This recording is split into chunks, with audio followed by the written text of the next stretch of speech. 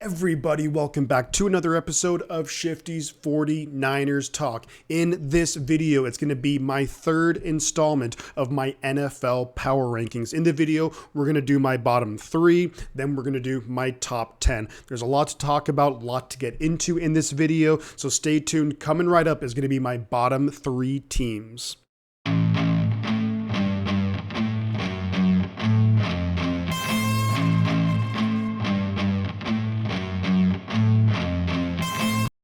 Coming in at third from the bottom, so 30th in the NFL, it's going to be the Pittsburgh Steelers. Now, with the Steelers, it's really weird to see them in the bottom three in any category.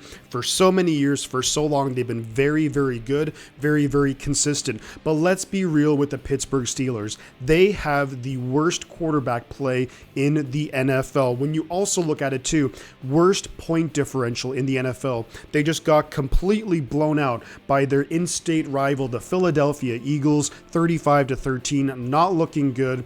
Really, I'm just struggling to see where Pittsburgh go from here. They have to revamp their offensive line, get Kenny Pickett comfortable, and the defense not playing well at all. Pittsburgh third from the bottom. Now, after that, we're going to have the Detroit Lions. They move up one spot from my rankings from last week. And why is that? Well, they actually played the Miami Dolphins very, very tough. Score was 31-27. Now, when you look at the Detroit Lions, their defense is absolutely garbage. They just fired one of their defensive coaches, and I just don't see, there's not a whole lot of promise here with the Lions. Now, the offense statistically ranks pretty well. I think some of that's attributed to basically giving up so many points, so they're just constantly airing it out. But ultimately, the Lions in a lot of trouble here. Their record 1-6, worst record in the NFL. And my bottom team here is going to be the Houston Texans. Now, overall, when you look at Houston, they have some decent pieces there, but really, at the end of the day, when you look at their offense, it's a bottom three offense, and it's actually bottom three defense when you look at yards given up. Now, in terms of, they actually do pretty well in the red zone. They actually don't give up a ton of points. They're about middle of the pack defensively, but ultimately, they're giving up a ton of yards. They're not moving the ball very well. However, what I will say is that Dameon Pierce, they got a really nice player in him, and I think that once they start getting a little bit healthier, once their guys develop, there'll be a team there for the future. Davis Mills, don't really think he's the guy. Houston, about 2 years away. Right now, they are bottom. They're 5-1 on the year, and Houston, a lot of work to do. Who knows if Lovie Smith will be around for it. Now coming up is going to be my top 10 teams, and we're going to have some new fresh teams here in my top 10 rankings. And first off, it's going to be one of those newer teams. At number 10, it's going to be the Seattle Seahawks, and I am as surprised as anybody that they are a top 10 team, that they are actually leading the NFC West. Now, when you look at the Seattle Seahawks, they were 2-3. They've now won 3 in a row, including just a very impressive win at home against the New York Giants team that was basically rocking and rolling all season long. The other thing too, you gotta be incredibly impressed with Geno Smith. I'm sure as heck never thought in a million years that Geno Smith would turn into a very, very good quality quarterback in the NFL. The defense is playing pretty well too, but overall with Pete Carroll teams, they're incredibly well coached. Also, when you look at turnover differential, Seattle has one of the best turnover differentials in the entire NFL. So Seattle really impressing, and they are going to debut in my top 10 list coming in at number 10. Now, when we look to number 9, it's also going to be a team that I haven't talked about before, and that's going to be the Miami Dolphins. They are also 5-3 on the year. They've won 2 in a row. And here's the thing, that offense is just ridiculously explosive. Tua playing very well. Tyreek Hill out of his mind. Jalen Waddle really well. Mike Gesicki has a whole bunch of touchdowns. He can't do the gritty very well, but he can catch the ball pretty darn good.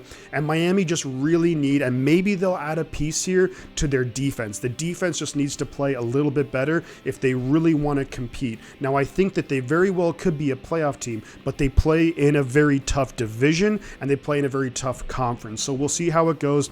I'm so glad that Tua is out on the field and he's healthy enough to play, because that was a scary incident earlier in the year. Now, when we look at number 8 on my list, it's going to be the Tennessee Titans. They're 5-2 on the year. They're actually 5-1 wins in a row. They started out 0-2. One of those losses, I believe, was just an obliteration by the Buffalo Bills, but 5 in a row. They play in a weak division. They're going to have a lot of easier games, but they're just racking up those wins. Malik Willis, first start as an NFL quarterback.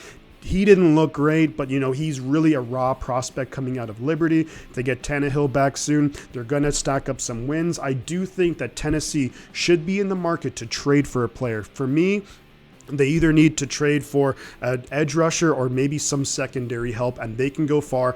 It's a very weak division, so I expect Tennessee to take the AFC South and be a prominent feature in the playoffs this year. Now, when we look at the 7th overall team, that's going to be the New York Giants. So the Giants now 6-2 on the year, and they had a very tough loss here to the Seattle Seahawks. The game was relatively close, and just at the very end, it got away from them. But look, Seattle, very tough place to go and play. Seattle, very efficient with the ball. They move the ball pretty well. They play pretty good defense, and they don't turn it over. So you have to play just sound fundamental football to win a game in Seattle. Giants didn't do that. I still think the Giants have a lot of positives going for them through the season, but throughout the course of the year, the Giants have had a lot of close games, a lot of close wins. So they are 6-2, and they are what their record says they are, but they very easily could be 4-4. So we'll have to keep an eye on the Giants as we move forward. Now, looking at the 6th overall team, and that's going to be the Baltimore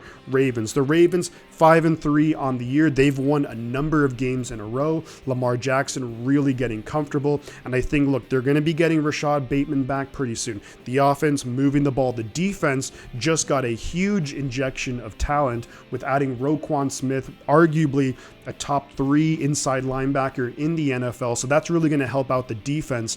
I'm curious to see if they will swing a trade to maybe bring in a wide receiver. They really need to get weapons for Lamar Jackson. Odell Beckham, that would be a good fit for me in terms of just being able to add that talent without actually having to give up any picks. But would Beckham Jr. want to play in an offense where they don't really throw the ball that much? That remains to be seen. But overall, Baltimore 6th on my power rankings. And coming up next is going to be my top 5 teams in the NFL. And at number 5, we're going to have the Dallas Cowboys. Cowboys 6-2 on the year. They are looking really, really good so far. The defense for the Cowboys has played incredibly well. They're a top 3 defense in terms of points allowed. They don't turn the ball over. They're actually getting a whole bunch of turnovers. And here's the thing too, in the entire league, the Dallas Cowboys are number 4 in terms of point differential. They're positive 50 on the year. And look, that's been without Dak Prescott. Cooper Rush did an admirable job coming in, filling in for Dak, but with Dak back now, I think that's going to really help out too, and you'll get guys like Michael Gallup a little bit more healthy. Of course, you have CeeDee Lamb, and then Dalton Schultz should be coming back, but Tony Pollard, phenomenal performance, combined with a really good defense to back them up, led by defensive coordinator Gus Bradley. Now, when we look at the number 4 team, it's going to be the Minnesota Vikings, 6-1 on the year. They've won 5 in a row, and when you look at them, they're a top 10 offense. Justin Jefferson, amazing. Dalvin Cook can run over anybody.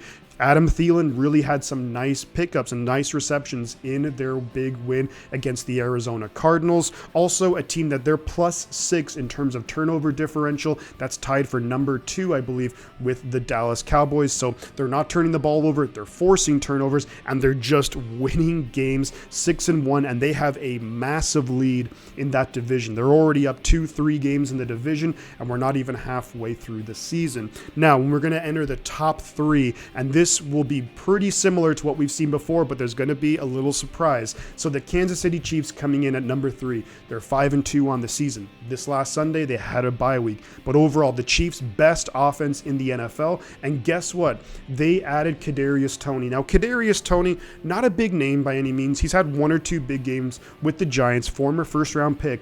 But this is a guy now going to a team where they have an elite offense. He's not going to be any kind of threat in terms of people are going to focus on the run game. Travis Kelce, Juju Smith-Schuster, McCole Hardman, MVS, you throw in a guy like Kadarius Toney with excellent coaching and an excellent quarterback. I think that he could really blossom as a receiver for the Kansas City Chiefs. And their defense, that's the one question mark. Now, look, they had a very impressive win over my 49ers, but the Niners offense was actually able to move the ball fairly well, and that was really with Christian McCaffrey being there for 2 days. So I think that overall Kansas City, if they fix the defense a little bit, but it's really them, Kansas City, and Buffalo, they're going to be on a collision course, in my opinion, in the AFC. Now, coming in at number 2, it's going to be the Buffalo Bills. Now, the Buffalo Bills, 6-1 on the year. They really have, statistically speaking, a top 2 offense and a top 2 defense. Now, why did Buffalo move from number 1 in my rankings to number 2?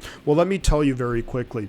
The game against Green Bay Packers. Now, Green Bay are not a terrible team, but this year they're not playing well. But Josh Allen, a couple of really bad interceptions in the game, so that's really not too impressive. Aaron Rodgers able to make some plays against them, but really 27-17 victory, Sunday Night Football at home. It's one of those things where, look, it's a very big time win. I mean, a game against Rodgers, he's still one of the best quarterbacks in the league. But I think I just came away a little bit, still very impressed by Josh Allen. But to me, I just look at it and I'm like, some really bad interceptions. And you just don't want that to rear its ugly head when it comes to playoff time. And now, the new number 1 in my NFL power rankings, and that's going to be the Philadelphia Eagles. Look, they're undefeated. They're 7-0. And they're looking so impressive, against the Pittsburgh Steelers. So again, they're in my bottom 3, but 35-13. They absolutely dominated them. They added a really nice pass rusher, one of the most underrated pass rushers in the NFL in Robert Quinn. He'll have a little bit of time to acclimate to the system. And this Eagles team, is going to be just a really tough out for anyone. Here's the big thing too. Adding A.J. Brown really has helped Jalen Hurts blossom into a great quarterback. He's playing at a really good level right now. Plus, Jalen Hurts also a threat with his legs. And I think the Philadelphia Eagles playing with so much confidence, 7-0. And I think that the Eagles right now are the number 1 team in the NFL, but it's very close. Ultimately, I think it's Philadelphia, Kansas City, and Buffalo are right there in those top 3. That's tier 1. Then you have a bunch of other teams in tier 2 below them. But overall, guys, those are my rankings for the NFL. You got my bottom 3, you got my top 10. Leave your thoughts in the comment section below. I'd love to hear if you agree with me, if you disagree with me. We'll have a good back and forth discussion. If you do like the video, do consider liking the video, also subscribing to the channel. It really helps me out. Also, just in case if you're new to the channel, I stream the 49er games. I do also stream some other NFL games too, a little bit of NBA as well sprinkled in. But overall, if you like the content, consider subscribing to that.